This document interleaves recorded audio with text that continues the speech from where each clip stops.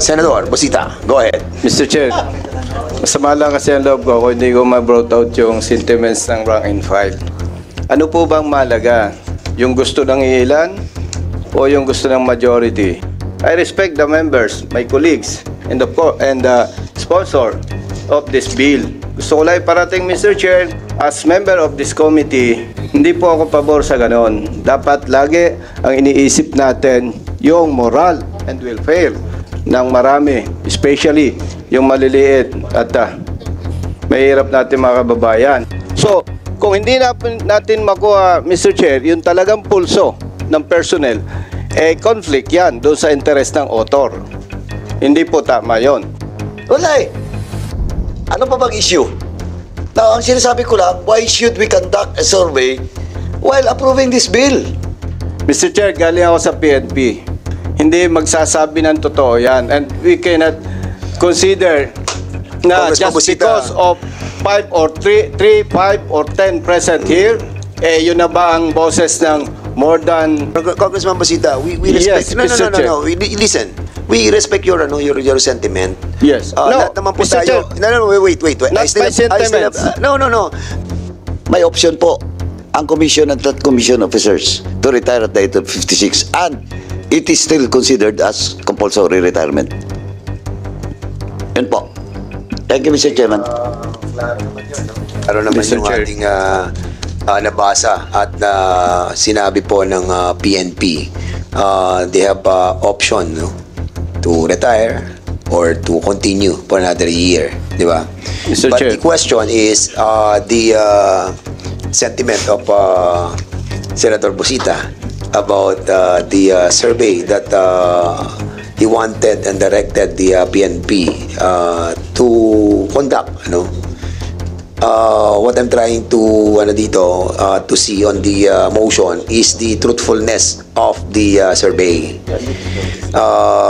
So basically, siguro you want to pursue with your motion or Yes, Mr. Chair. sige. What's the pleasure of the gentleman from Party List One Rider? Mr. Chair, before I... May pending tayong motion.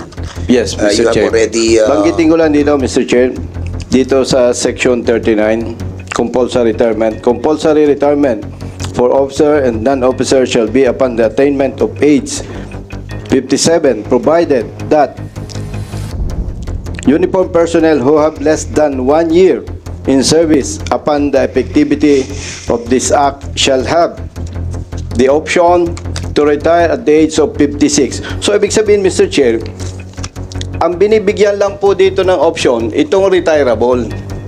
But all the rest, pag naisabatas ito, 57 years old lahat ang retirement nila. That's why, para po makita natin yung interest ng rank and file, dapat po talagang magkaroon ng proper survey dito sa PNP personnel. Kung lumabas po, yes, majority, so be it.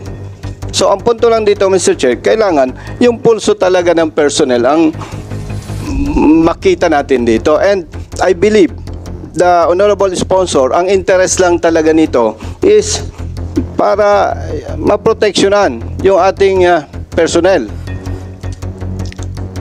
yung moral and welfare nila. So, kung hindi natin makuha, Mr. Chair, yung talagang pulso ng personnel, conflict yan doon sa interest ng author. Hindi po tama yon.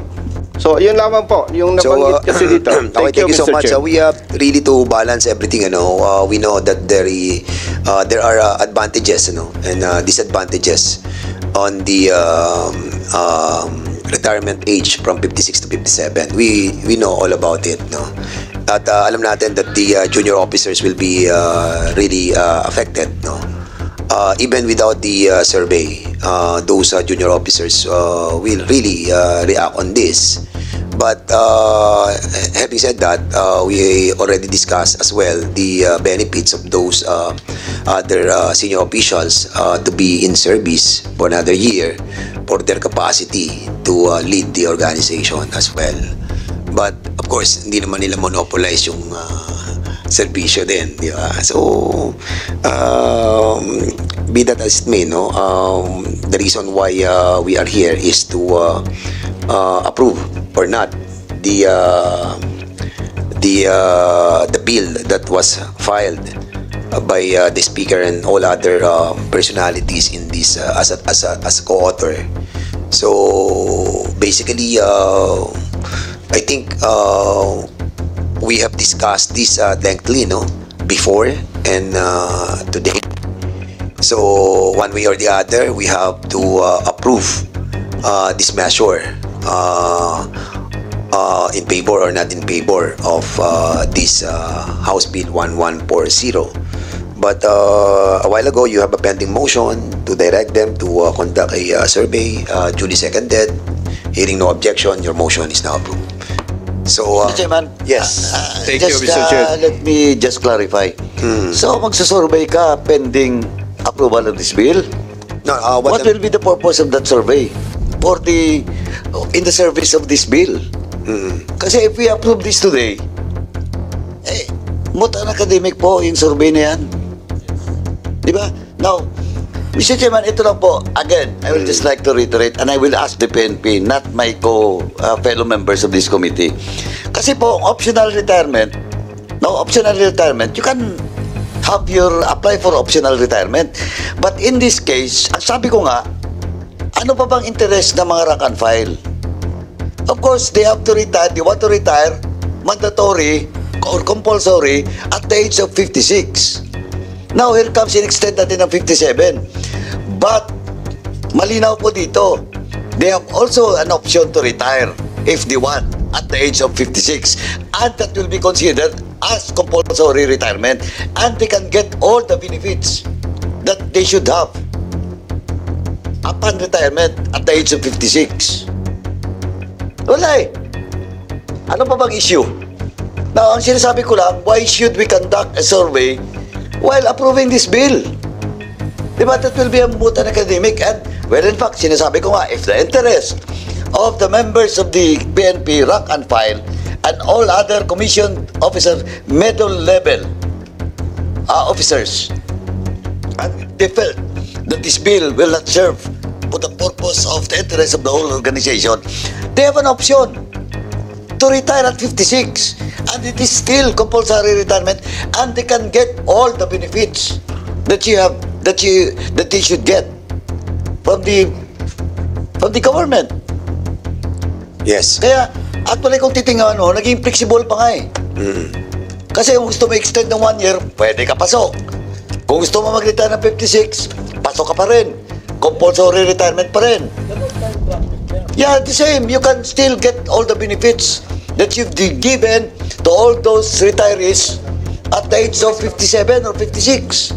Okay, well said. Kaya tingin ko, walang ano. Okay, so having heard that, Congressman No, Senator Busita, you want to reply on the query, not a query, but the position of Congressman Paduano regarding your Pwede motion. bang malaman, Wait. Mr. Chair, kay Honorable Congressman Paduano, yung 10 dito sa bill stated, yung sinasabi po niya? Oh, wait muna. Ito nga eh. Wait. Order muna. This is the parliamentary inquiry, parliamentary status, no? So there's a motion. We have approved the motion about the directing the PNP to conduct a survey, while we are set to approve the said measure regarding the compulsory retirement. Having done that, no? So the survey that will be conducted in accordance to the manifestation of Congressman Paduano will be moot and academic, considering that we have approved on our part. But of course, the good Congressman Busita wanted to say something. 1 minute suspension.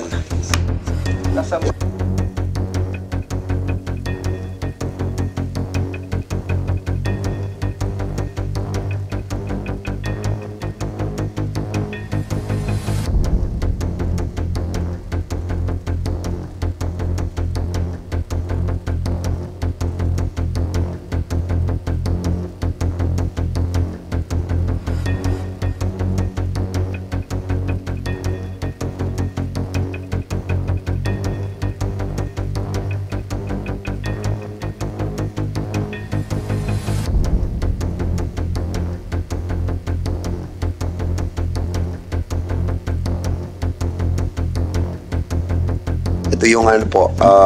Mr. Chair, Yes, Senador Busita, go ahead. Mr. Chair, masama lang kasi ang loob ko kung hindi ko ma-brought out yung sentiments ng rank and file. Ano po bang malaga? Yung gusto ng ilan o yung gusto ng majority? Especially those affected personnel from the PNP. Isinama na po natin yung BGMP and Bureau File. I think, in the interest of service, Mr. Chair, laging ang mahalaga dyan yung majority. Majority lagi, Mr. Chair.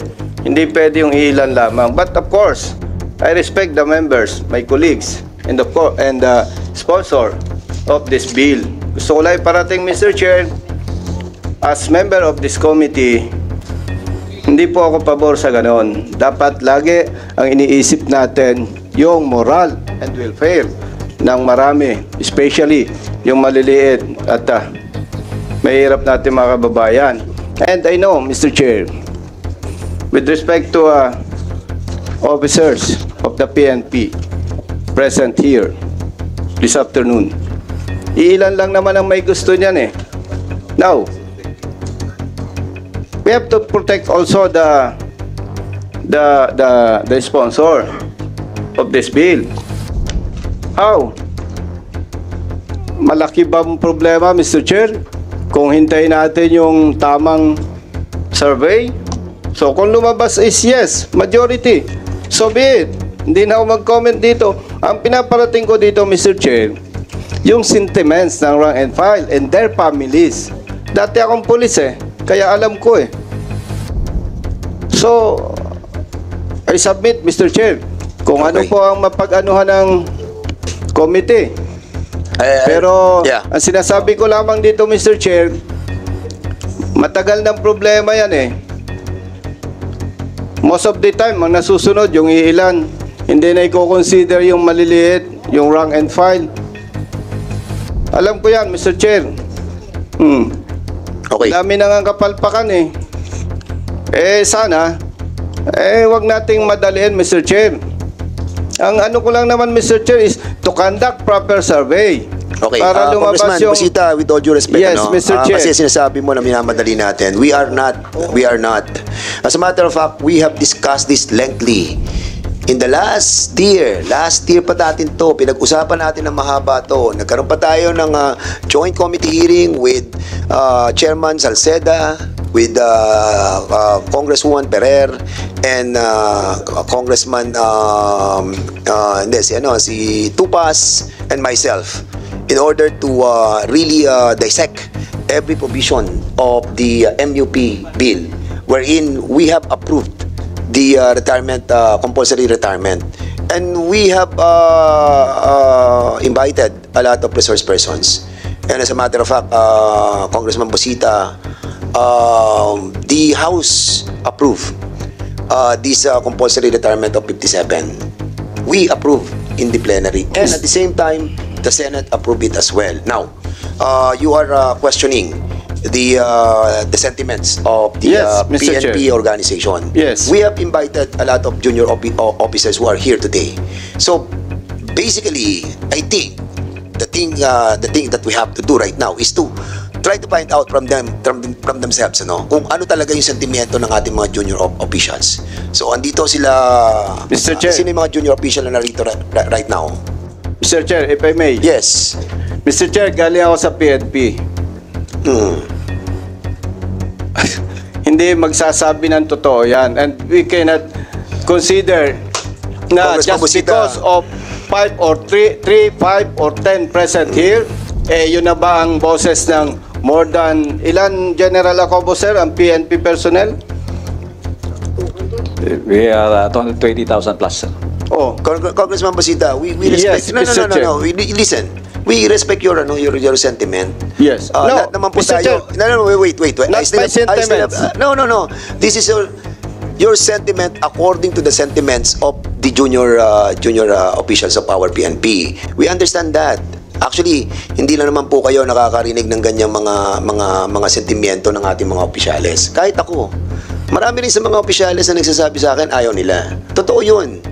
But we are in this Congress we are deliberating a measure, and this is being voted upon by the members of this committee, and after which we bring this in the plenary, and the members are voting on it, and we have voted, and we have decided that this bill to become a law, and then unfortunately it was vetoed by the president. But again, I will repeat, yung compulsory retirement was not vetoed by the president.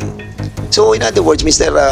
Busita, Congressman, Senator, nakikita ko yung sentimiento mo na naniniwala ako dyan. But we are in a democratic process that we have to follow what the committee and the plenary will decide upon on a measure. But now, sabi mo nga, ayaw mo natin Mr. pakinggan Chair. yung mga nandito kasi baka bias nga. That's the reason why we approved your motion directing the PNP to conduct a survey kahit na po aprobahan natin sa committee to. Why? Because pupunta pa na tayo sa plenary eh. And after which, nakita natin that the survey that was conducted by them, truly, honestly, no? And nakita natin talaga sentiments. Then, we put that in the plenary and find out that the sentiments of the totality of the PNP really is against the compulsory retirement. Mr. Chair. And that's the reason why we wanted to give credence to what you have moved a while ago. Thank you all for watching this here video.